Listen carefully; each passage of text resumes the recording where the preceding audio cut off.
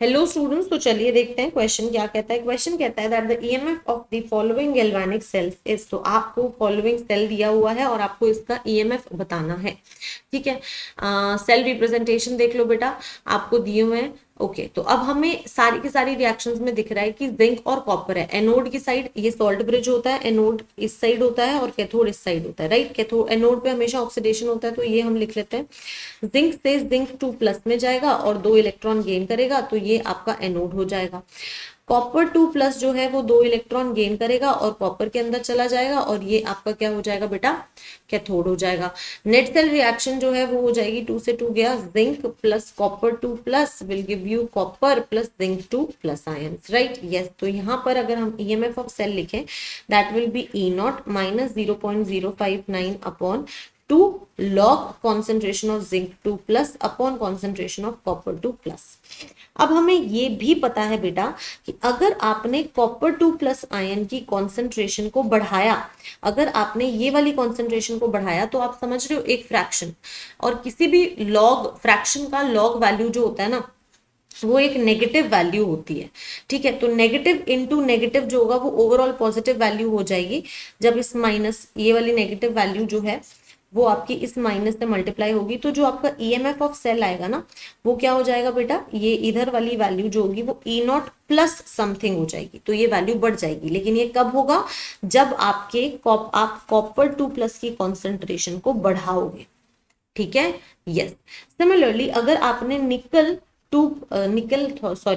2+, अगर आपने zinc 2+, ma'am क्या कर रही हैं, जिंक 2+ लिखना है ना, तो जिंक 2+ की कॉन्सेंट्रेशन को अगर आपने बढ़ाया बेटा तो क्या होगा, अगर आपने जिंक 2+ की कॉन्सेंट्रेशन को बढ़ाया तो आपको पता है कि ये value log of a bigger value, fraction नहीं रहा, न्यूमरेटर बढ़ रहा है तो यानी कि एक बड़ी वैल्यू आ रही है। यस, तो यानी कि log of a big value more than 1 हमेशा एक पॉजिटिव वैल्यू होती है ना, तो ये ओवरऑल एक पॉजिटिव वैल्यू होगी। यस, और यहाँ पे नेगेटिव का साइन है, यानी कि एक बड़ा नंबर E0 में से सब्ट्रैक्ट हो रहा है, एक बड़ा नंबर E0 में से सब्ट्रैक्ट हो रहा है, यानी कि आप क्या कहोगे, जो ईएमएफ ऑफ सेल होगा वो इस बार बड़ा होगा, इस बार ईएमएफ ऑफ सेल आपका बड़ा होगा, राइट। यस, अगर आपको इतनी चीजें क्लियर हैं तो हम इस क्वेश्चन को कर सकते हैं। अब कैसे करना है ध्यान से देखना।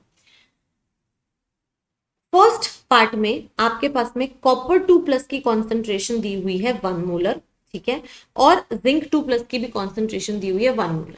तो अगर बेटा इसकी भी कॉन्सेंट्रेशन 1 मोलर है, इसकी भी 1 है, तो ओवरऑल लॉग ऑफ 1 आ गया, कैंसिल हो जाएगा एक दूसरे से। यस, तो अगर ओवरऑल वैल्यू 1 है तो log 1 0 होता है। यस, तो log 1 0, तो यानी कि हम क्या कह सकते हैं दैट इस कंडीशन के अंदर ईएमएफ ऑफ सेल जो है वो E0 ऑफ सेल के इक्वल हो गया, है ना। यस, तो यानी कि आप क्या बोलोगे, ये ईएमएफ जो है ये E1 के इक्वल ही तो है, कोई दिक्कत इसमें नहीं। चलो बहुत बढ़िया, सेकंड स्टेटमेंट देखते हैं। सेकंड वाले में जिंक 2+ की कॉन्सेंट्रेशन जो है वो 0.1 है। अब सेकंड केस में क्या है कि जिंक 2+ की कॉन्सेंट्रेशन 0.1 है और कॉपर 2+ की कॉन्सेंट्रेशन 1 मोलर है, और कॉपर 2+ की कॉन्सेंट्रेशन 1 मोलर है, राइट। यस,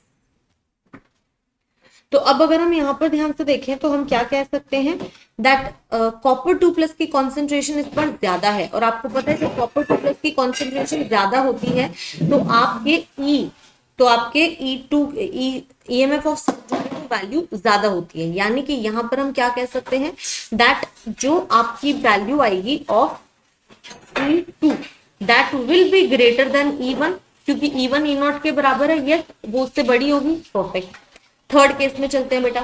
थर्ड केस में अगर हम देखें तो आपके पास में कॉन्सेंट्रेशन जो है वो ये है, कॉपर 2+ की कॉन्सेंट्रेशन 0.1 है और जिंक 2+ की कॉन्सेंट्रेशन 1 मोलर है।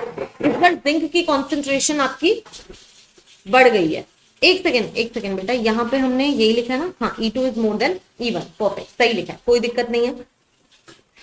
नेक्स्ट हमें बोलता है कि अगर आपने जिंक 2+ की कॉन्सेंट्रेशन को बढ़ा दिया, अगर आपने जिंक 2+ की कॉन्सेंट्रेशन को बढ़ा दिया बेटा, तो आप क्या कर रहे हो, आप एक बहुत बड़ा नंबर E0 में से सब्ट्रैक्ट कर रहे हो, यानी कि इस बार आपकी E3 की वैल्यू जो है, आपकी E3, ये आपका E3 होगा ना बेटा।